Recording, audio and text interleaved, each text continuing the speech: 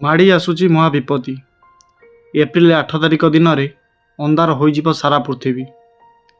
ନମସ୍କାର ଦର୍ଶକ ବନ୍ଧୁ, ସ୍ୱାଗତ କରୁଛି ଆପଣଙ୍କୁ ପୁଣି ଥରେ। ଆପଣ ଯଦି ନିଜ ଲାଇଫରେ ନିଜ ଜୀବନରେ କିଛି ନୂଆ ଶିଖିବାକୁ ଚାହାନ୍ତି, କିଛି ଜାଣିବାକୁ ଚାହାନ୍ତି, ତାହେଲେ ଚ୍ୟାନେଲକୁ ସବସ୍କ୍ରାଇବ୍ କରି ବେଲ୍ ଆଇକନକୁ ଦବାଇ ଦିଅନ୍ତୁ। ଆଉ ଯଦି ବି ଆପଣଙ୍କୁ ଏ ଭିଡ଼ିଓଟି ପସନ୍ଦ ଲାଗିବ ତାହେଲେ ଗୋଟେ ଲାଇକ୍ ଅବଶ୍ୟ କରିଦେବେ। ଦର୍ଶକ ବନ୍ଧୁ, ଏପ୍ରିଲ 8 ତାରିଖରେ ଆକାଶରେ ଦେଖାଯିବ ଏକ ଅଦ୍ଭୁତ ନଜାରା। 50 ବର୍ଷ ଭିତରେ ପ୍ରଥମ ଥର ପାଇଁ ଏଭଳି ଦୃଶ୍ୟ ଦେଖିବେ ସାରା ପୃଥିବୀ। ଦିନ ସମୟରେ ମଧ୍ୟ ପୃଥିବୀରେ ଅନ୍ଧକାର ଘୋଟିଯିବ।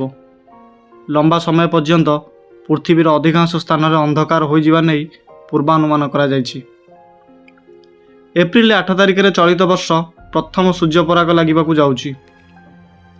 ସୂର୍ଯ୍ୟପରାଗ ସହିତ ଏହା ଗତ 50 ବର୍ଷରେ ସବୁଠାରୁ ଲମ୍ବା ସମୟ ପର୍ଯ୍ୟନ୍ତ ରହିବ।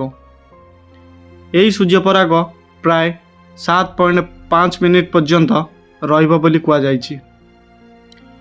ଦର୍ଶକ ବନ୍ଧୁ, ସୂର୍ଯ୍ୟପରାଗ ସମୟରେ କିଛି ସମୟ ପାଇଁ ସୂର୍ଯ୍ୟ ଚନ୍ଦ୍ରମା ପଛରେ ଲୁଚି ଯାଇଥାନ୍ତି। ସୂର୍ଯ୍ୟ ଲୁଚି ରହିଯିବାରୁ ପୃଥିବୀରେ ଅନ୍ଧାର ଘୋଟି ଯାଇଛି। ଏହାକୁ ସୂର୍ଯ୍ୟପରାଗ କୁହାଯାଏ।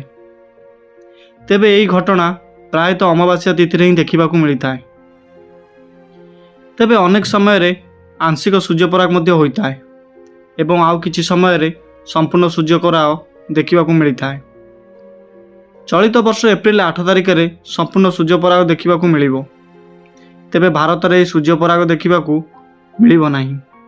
ଦକ୍ଷିଣ ପ୍ରଶାନ୍ତ ମହାସାଗରରୁ ଏହାର ଆରମ୍ଭ ହେବ। ଏହାପରେ ଏହି ସୂର୍ଯ୍ୟପରାଗ ଉତ୍ତର ଆମେରିକା ଏବଂ ମେକ୍ସିକୋ ଦେଇ କାନାଡ଼ାରେ ଦେଖିବାକୁ ମିଳିବ। ତେବେ ଆମେରିକାରେ ଏହାପରେ 2044ରେ ମଧ୍ୟ ଏଭଳି ସୂର୍ଯ୍ୟପରାଗ ଦେଖିବାକୁ ମିଳିବ। Costa Rica, Cuba, Dominica, French Polynesia ଏବଂ ଜମାଇକା ଭଳି ଦେଶରେ ପୂର୍ଣ୍ଣ ସୂର୍ଯ୍ୟପରାଗ ଆଂଶିକ ଭାବରେ ଦେଖାଯିବ। ତେବେ ଏହି ସମୟରେ ଭାରତରେ ରାତି ହୋଇଥିବାରୁ ଏହି ସୂର୍ଯ୍ୟପରାଗକୁ ଭାରତରେ ଦେଖାଯାଇପାରିବ ନାହିଁ।